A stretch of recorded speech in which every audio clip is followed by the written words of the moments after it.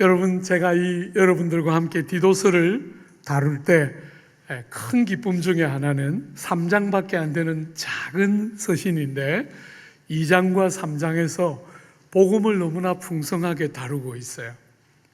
사실은 로마서에 견줄 만큼 되지는 않지만 그래도 2장에 한 번, 3장에 한 번 이렇게 복음이 풍성하게 다루어지는 것은 얼마나 큰 기쁨인지 모르겠어요. 한번 우리가 2장에서 보았던 11절부터 13절 한 번만 같이 읽고 시작할까요? 11절부터 2장 11절부터 13절. 모든 사람에게 구원을 주시는 하나님의 은혜가 나타나 우리를 양육하시되 경건하지 않은 것과 이 세상 정욕을 다 버리고 신중함과 의로움과 경건함으로 이 세상에 살고 복스러운 소망과 우리의 크신 하나님 구주 예수 그리스도의 영광이 나타나심을 기다리게 하셨으니. 여러분, 하나님의 은혜가 나타났다 하고 복음을 소개했지요, 그죠? 우리가 사는 이 땅은 전부 다 능력, 신분, 지위, 가문, 재능 이런 것들이 전부 중요하다고 가르치는 이 세상 한가운데를 뚫고 전혀 그런 것으로 사람을 바라보지 않는 하나님의 은혜, 세상처럼 끝없이 사람 안에도 더 높고 낮음이 있고 귀하고 천함이 있다고 생각하는 이 세상 한가운데를 뚫고 하나님의 은혜가 나타났다. 모든 사람을 정말 우리가 세상에서 경험하는 그런 눈으로 대하지 않으시고 은혜로 자격 없는 자들과 공로 없는 자들과 일한 것이 없는 자들에게 너무나 풍성한 선물을 거저 주시는 하나님의 귀한 은혜가 나타났다. 그 은혜는 무슨 일을 합니까? 우리를 구원한다. 그렇게 말했죠, 그죠? 우리를 구원하는 그 은혜는 구원만 하는 것이 아니라 우리를 양육하기도 한다. 하나님의 은혜가, 이 나타나는 하나님의 은혜는 성도된 우리를 양육해서 길러내서 우리로 하여금 악과 죄를 버리게 하고 정욕을 따라 살던 우리의 습관을 버리게 하고 거룩함과 의로움과 하나님 아름다우신 예수님의 성품을 더 닮아서 살아가도록 격려하고 돕는 그 일을 은혜가 한다. 그죠? 은혜는 우리를 살려놓을 뿐 아니라 생명에 걸맞는 사람이 되도록 우리를 양육해내고 그뿐 아니라 우리를 어느 지점까지 데려갑니까? 우리의 크신 하나님 구주 예수 그리스도의 영광을 기다리게 한다. 우리가 이 땅도 제대로 잘 살지만 이 땅을 어떻게 살아도 다 비교할 수 없는 예수 그리스도의 영광을 기다리며 살아가도록 우리를 돕는다. 이게 지금 복음을 요약하고 있는 2장에서 디도서 2장에서의 복음이었죠, 그죠? 오늘 3장은 그것 못지 않습니다, 그죠? 4절부터 7절에 복음을 굉장히 풍성하게 설명해 두었는데 우리는 2장과 약간 대조적으로 하나님의 자비와 사람 사랑함이 나타났다. 2장에서는 하나님의 은혜가 나타났다. 그렇게 말했는데 3장에서는 하나님의 자비와 사람 사랑하심이 나타났다. 여러분, 그 하나님의 자비와 사람 사랑함이 나타나서 뭘 했습니까? 우리들을 구원하시되, 사람들을 구원하시되 우리가 행한 바 의로운 행위로 말미암지 않고 7절에 넘어가 보면 그의 은혜를 힘입어 의롭다 하심을 입었다.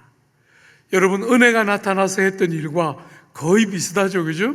우리가 행한 의로운 행실에 근거하여 우리를 구원하는 게 아니라 그분의 은혜를 힘입어 의롭다 하심을 받음으로 우리를 구원하셨다.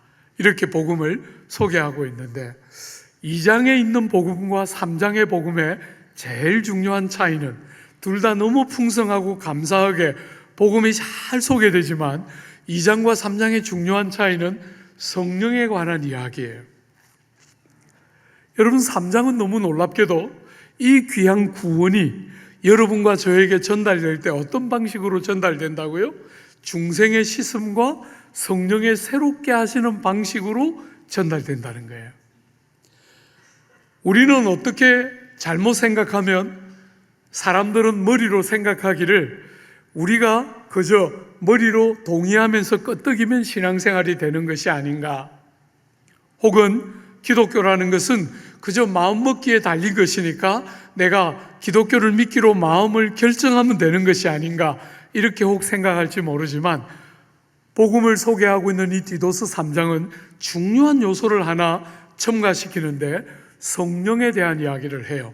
성령이 오셔서 여러분과 저에게 중생으로 씻음을 허락하시면서 죄 용서를 주시고 그뿐 아니라 우리를 새롭게 하신다.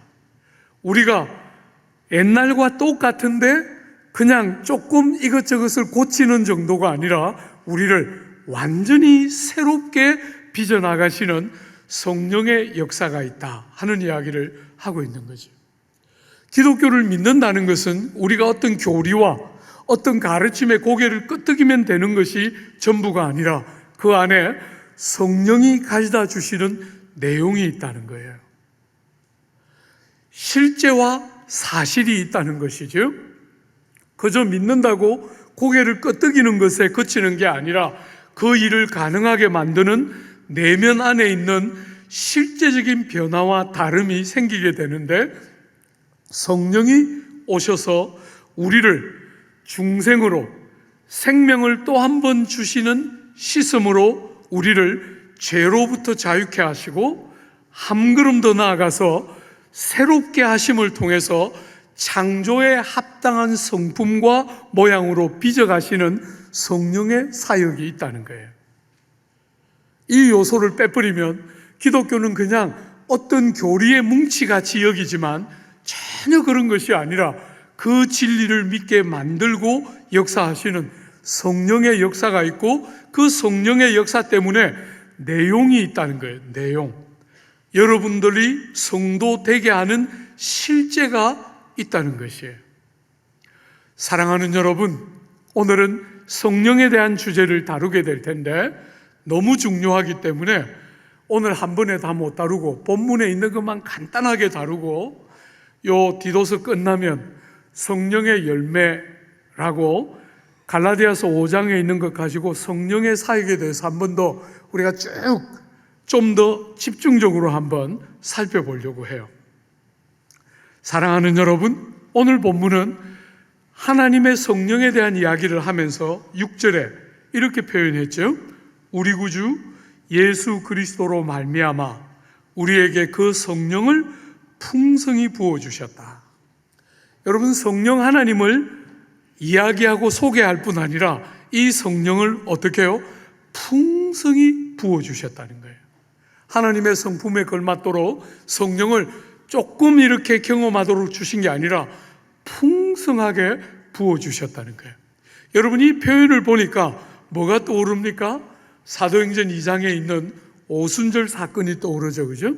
그 오순절 날 성령이 교회 위에 임하게 됐을 때 부어주셨다 하는 표현을 3번이나 그 짧은 본문이 다루고 있을 만큼 성령이 오셨는데 풍성하게 부어지며 교회 위에 성도들 위에 임하였다 하고 오순절 사건을 그렇게 해석했어요. 사랑하는 여러분, 이 풍성히 성령이 오셨다 할 때 이 말을 양적인 개념으로 생각할 필요는 없겠죠.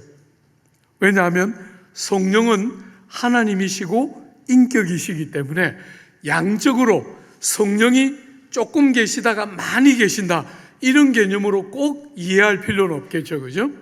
성령이 그 큰 권세와 능력을 가지고 지속적이고 반복적으로 그 성령이 지속적이고 직접적으로 성도들 위해 계속적으로 임하시고 역사하시는 것을 풍성히 부어주셨다라는 말이 표현하고 있는 거예요. 하나님의 성령이 구약에 보면 성령이 임하였다가 떠나기도 하잖아요, 그죠? 여러분이 특별히 사사기에 나오는 누굽니까? 삼손 이야기에 보면 성령이 임하기도 하고 떠나기도 하는데 신약의 성령은 그렇지가 않다는 거예요.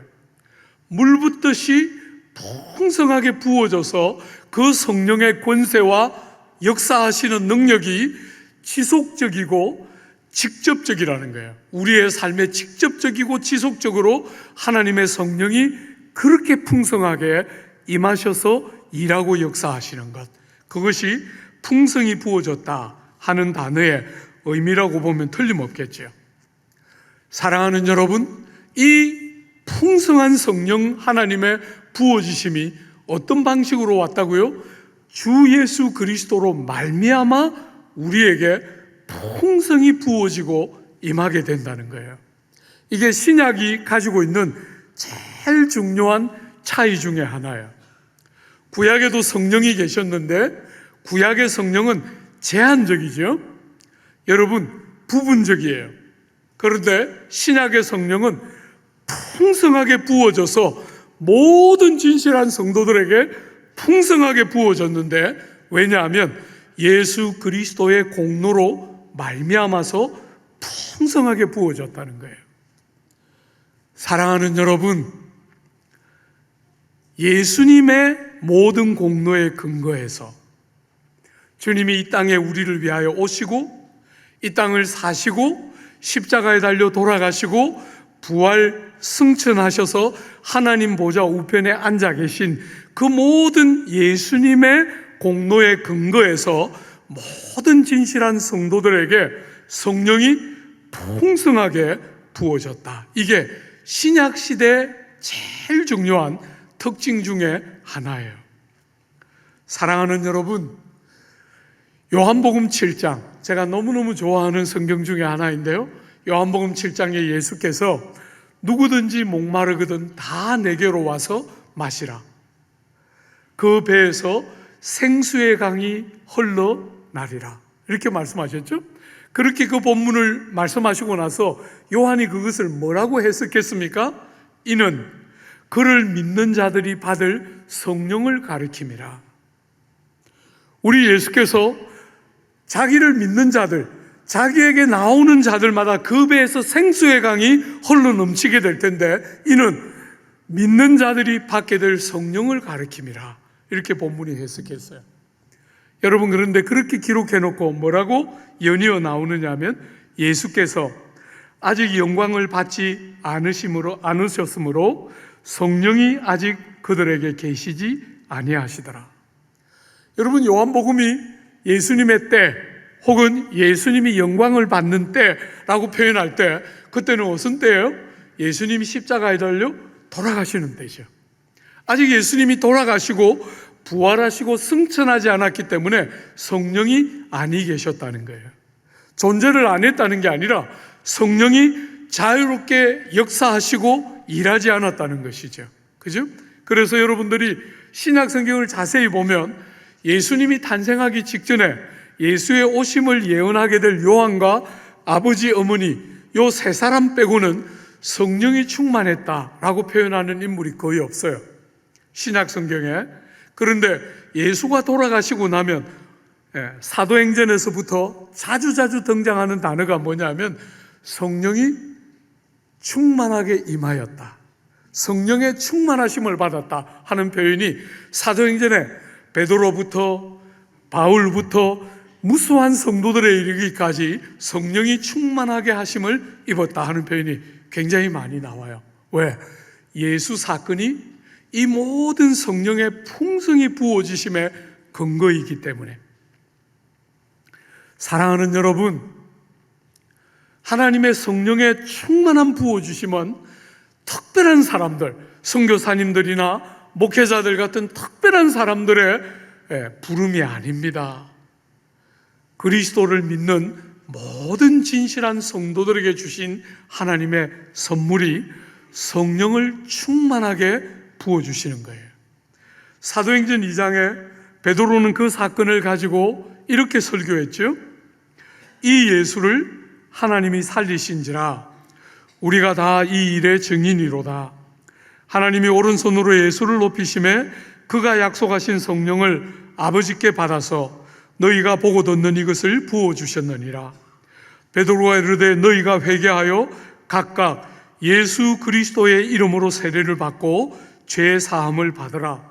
그리하면 성령의 선물을 받으리니 이 약속은 너희와 너희 자녀와 모든 먼데 사람 곧 우리 주 하나님이 얼마든지 부르시는 자들에게 하신 것이라 하시고, 예수 믿는 모든 진실한 성도들에게 하나님의 성령의 선물을 하나님이 풍성히 부어주신다. 이렇게 지금 사도행전 2장과 오늘 본문이 말하고 있는 것이지요. 여러분, 오늘 우리가 한번 살펴보려고 하는 것은 이렇게 풍성히 임하신 성령이 어떤 일을 하시는가 하는 거예요. 여러분과 저에게 예수 믿어 거듭나는 성도들의 삶에 치명적으로 결정적인 위격이 성령님이에요. 여러분, 아버지 하나님이 만세 전부터 우리를 구원하시기로 작정하신 거 너무 귀하고 중요한 주제죠. 하나님의 사랑과 그 자비는 우리의 너무너무 중요한 주제예요.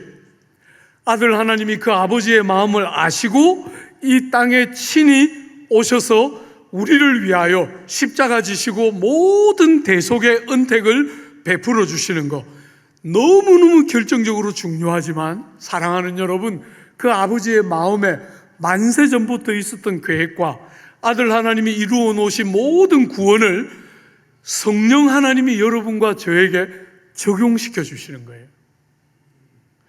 여러분의 것이 되도록, 성경 안에 있는 이야기에 그치지 않고 오늘 2000년을 격하고 살아가는 여러분과 저의 삶의 경험이 되도록, 그저 우리가 예수를 믿는다는 게 머리를 끄덕이는 거에 그치는 게 아니라 그 예수 사건이 이루어놓은 모든 구원의 은톡과 복락들이 우리의 삶에 경험되고 누려지도록 적용시켜 주시는 위격이 성령 하나님이 하시는 중요한 사역이에요. 사랑하는 여러분, 그러므로 너무너무 중요한 위격임에도 불구하고 우리가 너무 성령에 민감하지 못한 것이 오늘 조국 교회가 가지는 실패의 굉장히 큰 부분 중에 하나일 것이다. 저는 그렇게 봐요. 사랑하는 여러분, 이 주님이, 이 성령이 충만하신, 충만케 부어주신 성령께서 우리에게 구원을 적용시켜 주시는데 어떤 방식으로 적용시켜 주십니까? 요한복음 16장에 보면 예수께서 제자들을 떠나시기 전에 이렇게 말씀하셨죠. 그러나 내가 너희에게 실상을 말하노니 내가 떠나가는 것이 너희에게 유익이라. 내가 떠나가지 아니하면 보혜사가 너희에게로 오시지 아니할 것이요, 가면 내가 그를 너희에게 보내리니 그가 와서 죄에 대하여 의에 대하여 심판에 대하여 세상을 책망하시리라. 내가 아직 너희에게 이를 것이 많으나 지금은 너희가 감당하지 못하리라. 그러나 진리의 성령이 오시면 그가 너희를 모든 진리 가운데로 인도하시리니 그가 스스로 말하지 않고 오직 들은 것을 말하며 장래 일을 너희에게 알리시리라. 성령이 오셔서 하시는 아주 중요한 일이 진리 안으로 성도를 데려가는데, 그 전에 뭘 하신다고요? 죄에 대하여, 의에 대하여, 심판에 대하여 책망하신다는 거예요. 여러분, 이 주제는 그때나 지금이나 사람들에게 제일 절망적인 주제예요. 사람들은 죄를 인정하거나 믿지 않습니다. 죄를 이야기하면 살인을 하고 강도짓을 하고 나쁜 짓을 하는 특정한 소수만 떠올리지, 내가 윤리적이고 도덕적으로 바르게 살려고 하고 정직하게 살려고 하는 내가 얼마나 그 뒤에 외식이 가득하고 모든 추함과 악함이 가득한 죄인인지는 전혀 받아들이거나 인정하거나 믿으려고 하지 않아요. 그런 사람들을 향해서 성령이 오시면 어떤 일이 일어납니까? 성령이 오셔서 눈을 이렇게 딱 열어주시면 보기 시작합니다. 열심히 윤리적이고 도덕적으로 바르게 살려고 노력했다고 믿었는데 그 뒤에 한꺼풀을 딱 벗기니까 그 뒤에 뭐가 있어요? 끝없는 자기중심성, 끝없는 자기를 높이고 싶어하는 이기적인 욕망, 이런 것들이 그 뒤에 그대로 묻어있는, 도덕적이고 윤리적으로 바르게 살려고 몸부림쳤다고 생각했는데 얼마나 냄새나는 도덕이고 윤리였는지가 보이기 시작한다는 거예요. 여러분, 그게 눈에 들어오기 시작하면 그때부터 비로소 하나님 눈앞에, 하나님의 의로운 기준 앞에 얼마나 못 미쳤는지가 보이기 시작해요. 그저 남들보다 조금 낫다고 생각하고 최선을 다해서 윤리적이고 도덕적이고 정직하게 살았다고 믿어왔는데, 죄가 눈에 보이기 시작하면 하나님의 의로운 기준 앞에 너무너무 미치지 못하는 자신을 바라보면서 탄식하고 아파하게 돼요. 그런 사람들의 죄를 인한 탄식과 고통에 성령 하나님이 어떻게 일하십니까? 성령이 주시는 중생의 씻음과 성령의 새롭게 하심으로 그 영혼을 위로하시고 새롭게 그 자리에서부터 건져서 구원 안으로 옮겨 놓으시는 거예요. 죄를 깨닫고 죄가 주는 슬픔과 탄식이 뭔지를 아는 그에게 그리스도 안에 있는 대속의 은혜의 영광을 적용시키시면서 죄로부터 용서하심을 경험하게 하고, 죄가 용서될 뿐 아니라 새롭게 하시는, 새로운 사람이 되는 은혜와 영광이 뭔지도 알게 되는, 그것을 하나님의 성령이 1차적으로 믿지 않는 사람들을 향해서 성령이 하시는 중요한 첫 번째 역할이 구원을 적용시켜 주시는 것이. 사랑하는 여러분, 이게 뭔지를 모르면 여러분은 아직 성도가 아니에요. 교회를 수십 년 다니고 여러분들이 믿는다고 아무리 입으로 말해도 죄송하지만 여러분 아직 아닙니다. 기독교는 그런 종교가 아니에요. 하나님의 성령이 오셔서 여러분의 눈을 열어서 보지 못하던 것들이 보이기 시작하고, 깨달아지지 않던 것들이 깨달아지기 시작하면서 생명 안으로, 생명이 없던 자리에서 생명이 있는 자리로 옮겨지고, 그것을 성령이 하시는 아주 중요한 사역 중에 하나예요. 구원을 적용시켜서 우리의 것이 되게 하시는 복된 일, 하나님의 성령이 하시는 것이죠. 두 번째로, 그렇게 성도가 된 하나님의 백성들을 성령은 어떻게 하십니까? 거룩한 백성으로 빚어 나아가십니다.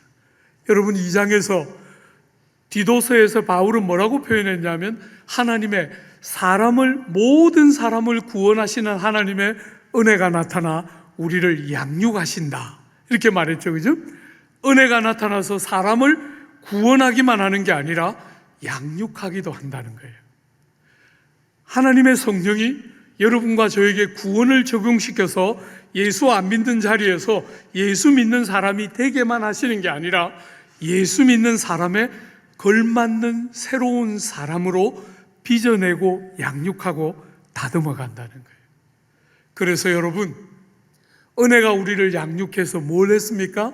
우리의 욕망과 우리의 욕심과 죄를 향해서 끝없이 달려가는 우리의 옛 자아를 벗어나서 이겨내고, 죄가 가져오는 무수한 좌절과 낭패감을 극복해내고 이겨내면서 새로운 성품, 하나님이 우리를 창조하셨을 때 우리에게 주셨던 그 새로운 성품, 아들 하나님이 우리를 위하여 이 땅에 오시면서 대속의 죽음을 죽으심으로 우리에게 주고 싶어 했던 예수의 아름다움을 닮아가게 하시는 그 놀라운 일을 성령이 우리 안에 함께 거하며 행하신다는 것이에요. 여러분, 우리가 몸담고 있는 조국 교회는 오늘날 많은 사람들에게 손가락질을 받고 있습니다. 예수 믿는 사람답게 못 산다는 거예요. 저는 여러 이유가 있겠지만 두 가지 이유를 주된 이유라고 생각해요. 성도들이 가지고 있는 정리되지 않는 신학적 지식, 은혜로 말미암아 받는 구원, 믿음으로 얻는 구원이라고 말할 때 그것을 성경이 무슨 의도로 사용하는지를 알지 못하고 자기 방식대로, 너무 익숙한 방식대로 쉽게 해석하면서 혼돈하거나 오해하는 것 때문에 많은 성도들이 삶을 사는 일에 실패하고 있다. 사랑하는 여러분, 행함으로, 자격으로, 공로로 구원 얻지 못하고 은혜로, 자격 없는 우리를 믿음으로, 예수를 의지하는 믿음으로 구원하셨다 할 때 그 말을 조국 교회의 많은 성도들은 어떻게 오해하느냐 하면 어떻게 살아도 구원을 받는다 이렇게 생각한다는 거예요. 성경에 어디에도 그런 표현은 나오지 않아요. 여러분, 그 말은 절대로 성경이 지지하는 말이 아닙니다. 여러분이 어떻게 살아도 예수 믿었기 때문에 구원받는다, 그거는 부적 같은 거죠. 그죠? 샤머니즘에서 가르치는 부적 같은 거예요. 그런 것이 기독교가 아닙니다. 기독교는 여러분 내면에서부터 진정한 변화를 일으켜요. 하나님의 성령이 오셔서 우리의 내면을 바꾸어내요. 여러분이 어떻게 살든지 예수 믿기만 하면 구원받는 게 아니라 아무 자격도 공로도 조건을 가지고 구원에 이를 자가 아무도 없다는 면에서 행위로 구원받을 자는 아무도 없는 거 틀림없어요. 모든 사람이 은혜로 구원에 이르게 돼요. 그러나 여러분, 그 말이 행동하고는 아무 관계없다, 그렇게 생각하면 안 돼요. 은혜로 구원을 딱 받으면 여러분이 구원받은 제일 중요한 표시는 행동에서 나는 거예요. 그죠? 예수 믿기 전과 예수 믿고 난 후에 제일 중요한 차이는 행함에서 나는 거예요. 선한 일에 열심하는 하나님의 백성이 되기 시작하는 거잖아요. 주 안에 사랑하는 여러분과 제가 하나님을 모를 때는 우리는 때로는 정말 저 사람보다 낫다고 생각하면서 자기를 본 때가 있었지만, 여러분과 제가 예수를 딱 믿고 나니까 뭐가 보여요? 그 선이고 착해 보이는 일이 한꺼풀만 딱 비키니까 그 뒤에 뭐가 있어요? 끝없는 자기중심성, 나를 드러내고 나를 평가하고 나를 높이는 도구로서의 선이에요. 그래서 선지자의 글에 보면 여러분들과 제가 갖고 있는 그런 의를, 그런 선을 뭐라고 불렀어요? 누더기 같다. 우리가 갖고 있는 의는 하나님 앞에 연락되는 의가 아니라 누더기 같은 의에 불과하다는 거예요. 그런 우리가 성령이 우리 속에 내주하시면서 중생의 씻음과 성령의 새롭게 하심을 통하여 새롭게 딱 되고 나니까 비로소 그때부터 참되게 하나님을 사랑하고 나 중심이 아니라 이웃들이 나보다 더 유익하기를 원하는 변화된 중심이 만드는 참된 선을 행하는 친백성 되는 것이 구원이 가지고 있는 제일 중요한 목적 중에 하나예요. 그러므로 사랑하는 여러분, 행위로 구원을 받을 자가 없다는 말이 구원을 받은 우리가 행동을 어떻게 해도 구원에 들어간다는 이야기를 하고 싶어 하는 게 아니잖아요. 그죠?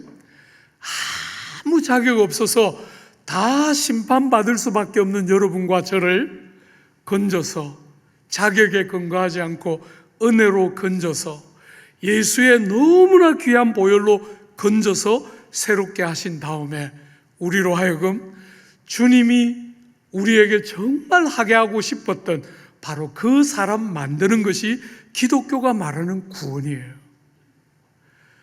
그저 부적을 가지고 있다가 보혈만 주면 귀신도 쫓겨나가고 복이 들어오는 그런 종교가 아닙니다. 기독교는 여러분이 변하고 제가 바뀌어서 삶이 달라지는, 그래서 무수한 복이 우리에게 올 뿐 아니라 그 복이 우리를 거쳐서 이웃들을 복되게 하는 바로 그런 종교가 기독교예요.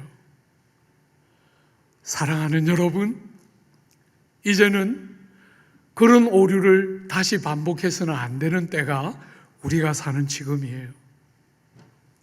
두 번째, 성도들이 삶을 사는 일에 실패하는 중요한 이유는 교회를 모르기 때문이라고 생각해요. 많은 성도들이 신앙생활을 이렇게 생각해요. 내가 하나님 앞에서 잘하면 되지. 안 됩니다, 여러분. 그게 안 된다는 거예요. 여러분 혼자서 이 길은 가지는 길이 아닙니다. 목사인 저는 여러분이 너무나 필요해요. 여러분은 저를 필요로 합니다. 여러분 혼자 안 가지는 길이에요. 내가 잘하면 되지. 안 됩니다.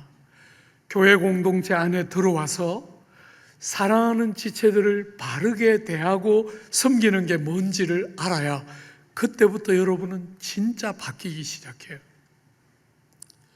여러분이 내 하나 주님 앞에 잘하면 되지 하고 사는 한 여러분은 안 바뀌어요. 예배당에 와서 아무리 은혜로운 설교를 듣고 가도 여러분은 안 바뀝니다. 제가 100% 슈어합니다. 확신합니다. 절대로 안 바뀝니다. 그런데 여러분이 공동체 안에 딱 들어와서 다른 지체들을 여러분의 몸의 한 부분인 것처럼 생각하고 대하기 시작하면 그때부터 여러분은 안 바뀔 수 없는 삶의 자리로 가게 돼요. 사랑하는 여러분, 우리가 예수를 믿는 그 순간부터 우리는 성령으로 거듭나서 머리이신 그리스도의 몸을 구성하는 몸의 한 부분으로 지체로 우리는 함께 연합됩니다. 더 이상 예수 믿기 전에처럼 혹은 이 시대의 정신처럼 여러분 하나가 있고 남이 있고 하는 것이 아니고 여러분이 예수를 딱 믿게 되면 그때부터 여러분은 사랑하는 지체들과 함께 생면부지의 사랑하는 지체들과 함께 몸을 함께 구성하면서 그가 더 이상 그로만 존재하는 게 아니라 나의 몸의 한 부분으로 그의 슬픔이 나의 슬픔이 되고 그의 기쁨이 나의 기쁨이 되는 몸 안으로 우리는 함께 들어가게 돼요. 여러분 에베소서 2장에 복음을 그 2장은 복음을 두 가지로 잘 소개하고 있는데 하나는 여러분이 잘 아는 하나님과 여러분의 관계의 회복이 나온다면 뒷부분은 사람과 사람 사이를 가로막고 있던 담벼락이 다 무너지면서 우리가 한 새 사람으로 빚어지는 바로 그게 교회예요. 교회는 믿음의 핵심적인 요소를 구성하고 있어요. 여러분이 신앙 고백하는 것 중에 교회를 믿사옵고 성도의 사귐과 교통을 믿습니다 하고 고백하잖아요. 여러분이 고백하는 신앙 고백의 가장 중요한 요소 중에 하나가 교회예요. 교회. 그런데 교회를 내가 남하고 아무 관계없이 내 하나님 앞에 잘하면 되지 그렇게 생각하기 때문에 이렇게 안 바뀐다는 거예요. 사랑하는 여러분, 교회는 성도의 사귐과 교통은 신앙의 제일 핵심적인 요소 중에 하나예요. 여러분 혼자 신앙생활 못합니다. 그건 기독교가 아니에요. 기독교의 제일 핵심적인 내용 중에 하나는 여러분이 공동체 안에 들어가서 이렇게 불완전한 사람들, 그죠? 여러분이 다 두려워하는 것은 믿었다가 다 상처받는 거잖아요. 저 사람은 좀 다르게 생겼다 했는데 들어가서 보니까 똑같지요? 상처받는 거예요. 사랑하는 여러분, 그래서 다들 놀라워하고 두려워하면서 교회 옮기고 좋은 교회를 소위 말해서 찾아요. 사랑하는 여러분, 여러분들이 그런 사람들을, 그런 뾰족한 사람들을 받아서 몸의 한 부분인 것처럼 여러분이 동의되지 않는다고 믿는 어떤 부분들을 절대로 그 사람들에게 여러분들이 중요하다고 생각하는 어떤 가치들을 뒤집어 씌우고 요구하지 않고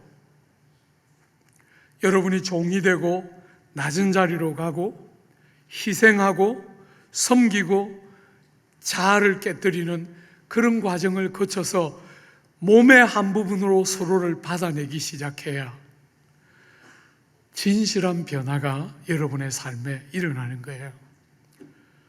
혼자 제가 늘 이야기하지 않습니까? 여러분이 기도원에 가서 나무 두 뿌리 뽑고 와도 나쁜 성격 안 바뀌어요. 제가 목회 40년 하면서 수수하게 봤어요. 나무 그렇게 많이 뽑고 왔는데 그 불쌍한 나무들만 다 뽑고, 자기는 하나도 안 뽑고 와요. 그런 사람 수락하게 봤어요. 신앙생활을 그렇게 생각하기 때문이죠. 자기는 안 바뀌고 남을 바꾸려고 드는 어리석은 일을 계속 반복할 뿐이에요. 나는 옳다고 믿고 상대를 자꾸 바꾸려고 하는 것이. 사랑하는 여러분, 구주께서 하나님이신 그분이 우리의 죄를 대신 지시고 십자가에 달려 돌아가신 종교가 기독교예요. 여러분이 주님을 제대로 알고 신앙생활을 제대로 하면 여러분의 마음에 드는 이 사람 저 사람 데리고 신앙생활을 하는 게 아니라 누구든지 주님이 붙여주시는 분들을 마음을 다해서 그의 슬픔에 함께 슬퍼하고 그의 기쁨에 함께 기뻐하는 것이 신앙생활의 핵심 중에 하나예요.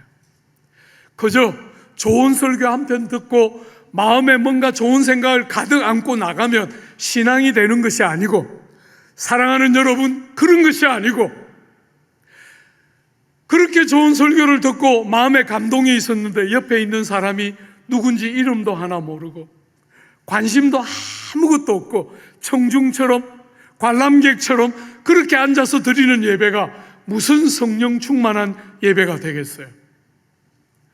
그의 슬픔이 뭔지, 그의 기쁨이 뭔지를 알고 그가 울 때 같이 울고 그가 행복해할 때 같이 웃을 수 있는 것이 기독교 신앙이 만드는 중요한 열매 중에 하나인데, 교회 없이 혼자 신앙생활 하는데 그 일이 가능하겠어요?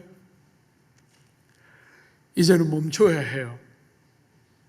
어리석게 은혜를 받았다고 말하는 것이 끝없이 자기가 복받고 자기가 잘된 이야기밖에 할 줄 모르던 그 어리석은 이야기를 이제는 멈추고 남들이 어떻게 되는가, 내 주변에 있는 사람들이 여러분 때문에 어떻게 되는가 하는 것들이 보이기 시작해야 그게 진짜 기독교 신앙의 핵심 중에 하나죠. 사랑하는 여러분, 저는 이런 주제가 다 하나님의 성령과 직결되어 있는 주제라고 생각해요. 신앙생활을 내가 결심해서 내가 노력하고 내가 어떤 결과를 얻는 것이라면 이렇게 고민 안 해도 되는 것이죠. 그죠? 능력껏 사람들이 다 능력껏 그냥 살면 되는 것인데, 은혜의 성령님이 오셔서 우리같이 악한 자들을 하나님의 사람으로 만드는 이 복되고 영화로운 복음을 우리는 알기 때문에 한 사람도 포기하지 못하고 어떤 사람도 아니라고 말하지 않고 주님 때문에 믿어주고 기다려주고 사랑하고 희생하고, 그게 교회이고 하나님의 성령이 우리를 빚어가시는 방식이죠. 오늘 사랑하는 여러분, 이렇게 여러분과 제가 성령의 도우심을 받아서 자라고 변하고 예수의 아름다움을 닮아가면 궁극적으로 우리를 데려가고 싶어하는 지점이 어디입니까? 여러분, 7절 한번 같이 한 번만 읽어볼까요? 우리로 그의 은혜를 힘입어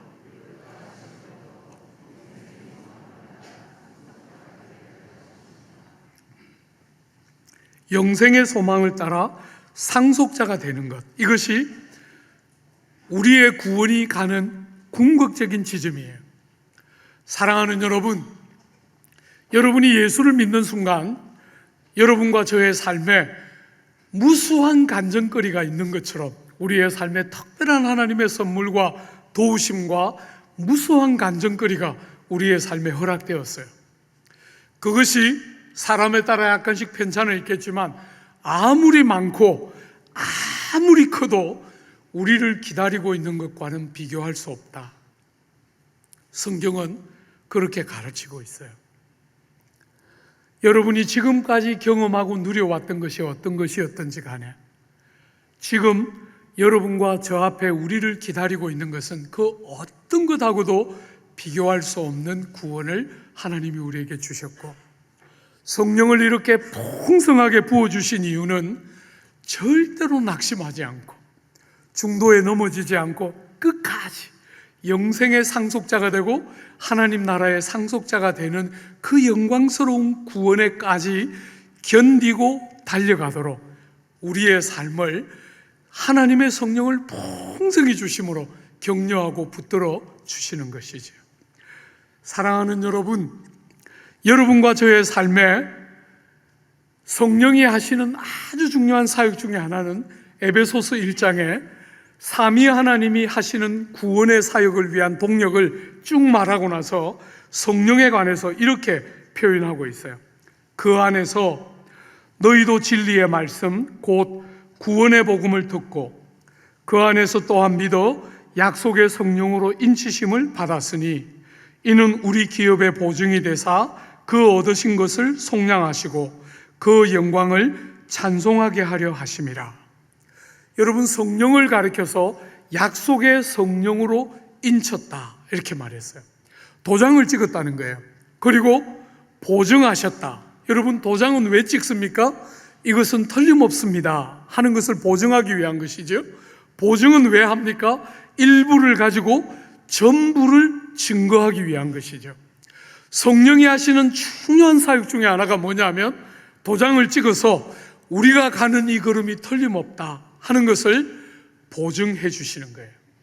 여러분, 일부를 가지고 우리를 기다리고 있는 전부가 어떤 것인지를 일부를 가지고 전부를 증거함으로 우리가 이 땅을 살아가는 동안 세상에서 거친 세상에서 넘어지고 실패하고 상하고 아플 때마다 낙심함이 없이 그 우리를 기다리고 있는 영생의 상속이 얼마나 완전한 것인지를 알고 이 믿음의 길을 끝까지 신실하게 달려가도록 위로하고 격려하기 위해서 성령을 풍성하게 부어주셨다 이렇게 말하고 있습니다.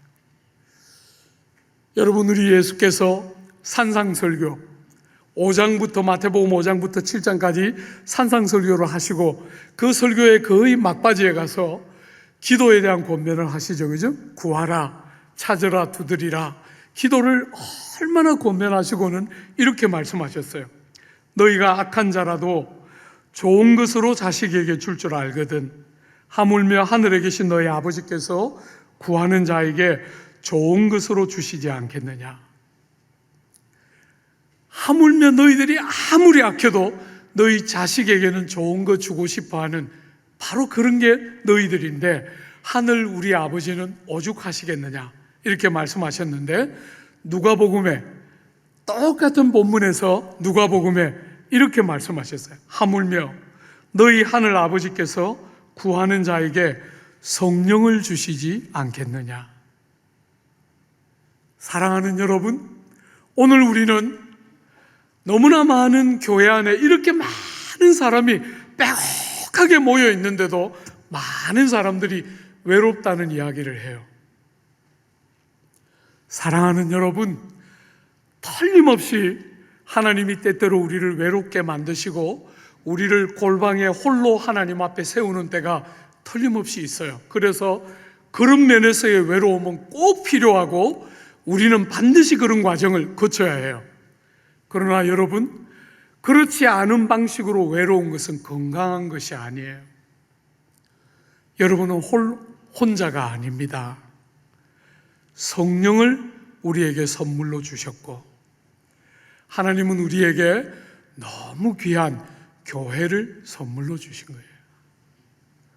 주 안에 사랑하는 여러분, 힘을 다해서 이 귀한 세상의 가장 귀한 선물이신 예수를 우리에게 주신 그 하나님이 성령을 또 다른 보혜사로 우리에게 선물로 주시고 또 다른 선물로 교회를 선물로 받은 자인 줄 기억하고 성령의 충만하신 역사를 따라 많은 성령의 열매를 맺어내고 성도다운 삶을 살아내는 복되고 귀한 성도 여러분들 모두가 꼭 되어주시기를 기대하고 축복합니다.